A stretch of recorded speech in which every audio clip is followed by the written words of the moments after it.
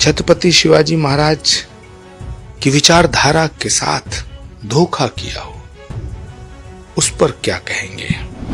विश्वासघात उद्धव ठाकरे जी के साथ हुआ या देवेंद्र फडणवीस साहब के साथ हुआ, इसका फैसला तो महाराष्ट्र की जनता करेगी। कोई भी धर्माचार है, न राम से बड़ा है, न सनातन से बड़ा है, न राष्ट्र से बड़ा है।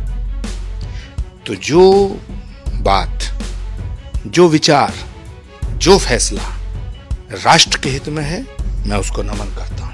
मुंबई दौरे पर गए शंकराचार्य स्वामी अभिमुक्तेश्वरानंद, जो कि ज्योतिर्मठ के शंकराचार्य हैं, वो जब पहुंचे हुए थे, वो मातोश्री भी पहुंचे। मातोश्री मतलब उद्धव ठाकरे का आवास। वहां पहुंचने पर उन्होंने मीडिया से कहा कि वो बहुत दुखी हैं कि उद्धव ठाकरे के साथ विश्वासघात हुआ है। ये बात जब उन्होंने कही तो तय बात है, उस पर चर्चा होगी। और इस वक्त हमारे साथ हैं कल्की धाम के पीठाधीश्वर आचार्य प्रमोद कृष्णम जी। हम उनसे इस बात को समझना चाहेंगे कि इस बयान के क्या कुछ मायने हैं। आचार्य जी,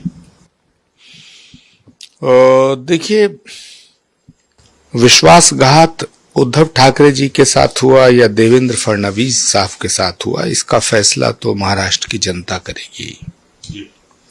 लेकिन पूज्यपाद शंकराचार्य जी को ये जरूर बताना चाहिए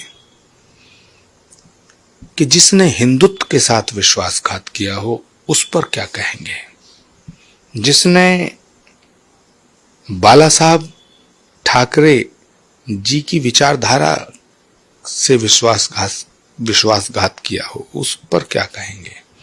जिसने छत्रपति शिवाजी महाराज के साथ विश्वासघात किया हो, उनकी विचारधारा के साथ, छत्रपति शिवाजी महाराज की विचारधारा के साथ धोखा किया हो, उस पर क्या कहेंगे? जिसने सनातन के साथ विश्वासघात किया हो, उस पर क्या कहा जाएगा? जिसने हिंदुत्व के साथ विश्वासघात किया हो, उस पर क्या कहा जाएगा? तो शंकराचार्य जी को यह जरूर बताना चाहिए कि जिसने वंदे मातरम के साथ विश्वासघात किया, उस पर क्या कहा जाएगा? जिसने भारत माता के साथ विश्वासघात किया हो, उस पर क्या कहा जाएगा? कई मामलों में इत्तेफाक रखने वाली शिवसेना, एक तरह से कांग्रेस और विपक्ष के साथ मिलने वाली शिवसेना, 370 से लेकर के कई ऐसे मसले आए, राम जन्मभूमि का भी मामला आया, या फिर कभी भी वीर सावरकर के खिलाफ कांग्रेस ने कहा है, तो भी वो ऐसा लगा है कि नहीं, वो भाजपा की विचारधारा से मैच करती है। तो कहीं ऐसा तो नहीं शंकराचार्य उसको लेकर के कहीं प्रभावित हैं और वो कह रहे हैं कि नहीं, उद्धव ठाकरे के साथ विश्वासघात हुआ है, और जबकि चुनाव कुछ महीनों बाद होने हैं। तो ऐसे में शंकराचार्य का ये बयान काफी मायने रखता है कई मामलों में, राजनीति में खासतौर से। देखिए, सनातन में विश्वासघात करना पाप है, मैं सहमत हूं। मेरा सवाल तो पूज्यपाद शंकराचार्य जी से यह है कि जिसने छत्रपति शिवाजी महाराज की विचारधारा के साथ विश्वासघात किया हो, उस पर क्या कहा जाए? वीर सावरकर की विचारधारा के साथ जिसने विश्वासघात किया हो, उस पर क्या कहा जाए? मेरा सवाल यह है, राष्ट्र के साथ विश्वासघात करना वो पाप है या पुण्य? सनातन को मिटाने वालों का साथ देना ये पाप है या पुण्य? तो क्या सनातन के साथ विश्वासघात करना पुण्य है? भारत माता के साथ विश्वासघात करना पुण्य है? क्या कहा जाए? तो शंकराचार्य जी को इस पर जरूर प्रकाश डालना चाहिए।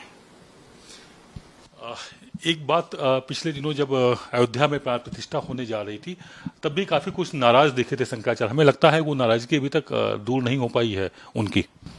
देखिए, मैं किसी की नाराजगी पर अपनी राय देने वाला कौन हूं? मुझे नहीं पता कि कौन किससे नाराज है। मैंने तो कल देखा, परसों देखा, टेलीविजन पे वीडियो क्लिप देखी कि प्रधानमंत्री जी ने शंकराचार्य जी का आशीर्वाद लिया और शंकराचार्य जी ने उनको आशीर्वाद प्रदान किया। तो मुझे नहीं लगता कि कौन किससे नाराज है, इस पे कुछ कहने की आवश्यकता है। लेकिन जो मेरा प्रश्न है, मेरा सवाल है, मेरी जिज्ञासाएं हैं कि जिन्होंने छत्रपति शिवाजी महाराज की विचारधारा से विश्वासघात किया हो, उस पर क्या कहा जाए? इस पर शंकराचार्य जी को प्रकाश डालना चाहिए। एक सवाल और आता है जहन में, जब सक्रिय राजनीति, लोकसभा के चुनाव अब लगभग खत्म हो चुके हैं, उसके बाद इस तरह की राजनीतिक बयानबाजी धर्म के शीर्ष पद पर बैठे हुए व्यक्ति के द्वारा अगर कुछ कहा जाता है तो उसका असर कुछ मतलब एक अलग अंदाज में लोग कंफ्यूज हो जाते हैं कि भाई हमारे धर्माचार्य अगर इस तरह से बयान दे रहे हैं तो कहीं कुछ भेदभाव तो नहीं?